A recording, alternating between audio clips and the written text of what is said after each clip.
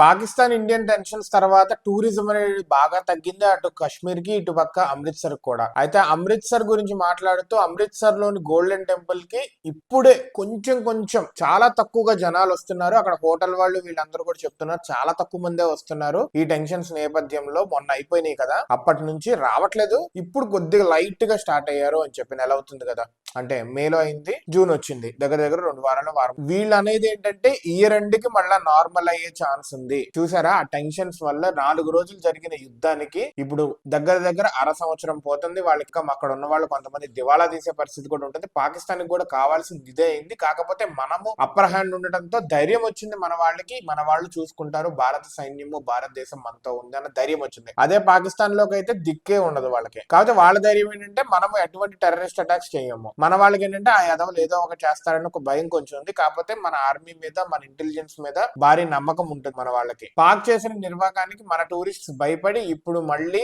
Reverse వెళ్ళటం మొదలు పెట్టారు. అయితే అమృత్సర్ కి పూర్వ వైభోగం రావడానికి ఇయర్ ఎండ్ అవ్వచ్చు అంటున్నారు.